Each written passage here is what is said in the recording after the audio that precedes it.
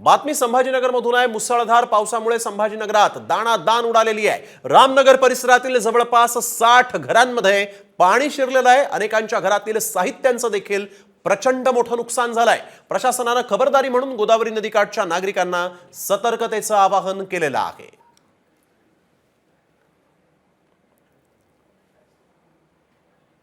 तर यावेळेस आढावा घेतलाय आमच्या प्रतिनिधीने वैदेही काणेकर यांनी।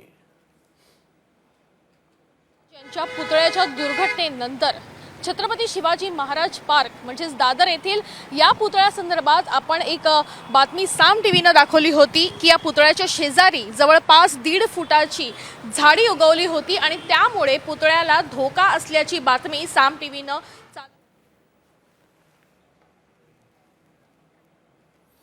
तर आपण बघतोय की मुसळधार पावसामुळे संभाजीनगरात पार दाणादाण उडालेली आहे। अनेकांचं साहित्य देखील इथं या पावसाच्या आणि पुराच्या पाण्यामुळे खराब झालेलं आहे। गोदावरी घाटच्या नागरिकांना सतर्कतेचं आवाहन प्रशासनाच्या मार्फत करण्यात आलेलं आहे। संभाजीनगरमधून हा आपण ग्राउंड रिपोर्ट पाहतोय। मुसळधार पावसामुळे संभाजीनगरात कशा पद्धतीने दाणादाण उडाली आहे।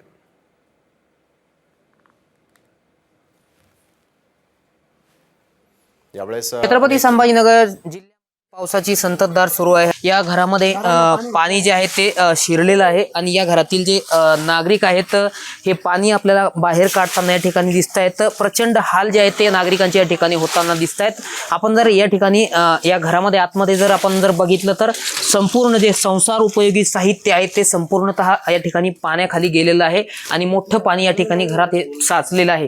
रात्री अचानक सुरू झालेल्या पावसामुळे या भागातील नागरिकांची या ठिकाणी एकच धांदल या ठिकाणी उडाली होती आणि आपण या ठिकाणी जर बघितलं तर मोटरीद्वारे हे पाणी जे आहे ते उपसा करण्याचं काम सध्या आता सुरू आहे। तर आम्हाला झोपायला सुद्धा जागा नाही, आम्ही जाऊ कुठं असं हे पण समजत नव्हतं। आम्हाला फ्रीज वगैरे म्हणजे आमचं कुठं राहावं कसं बसावं काही समजत नव्हतं। एवढा पाऊस झाला जोरदार, रात्रीपासून चाललो होतं, रात्री 12:30 वाजेपासून। रामनाथ ढाकणे, साम टीव्ही न्यूज, छत्रपती संभाजीनगर।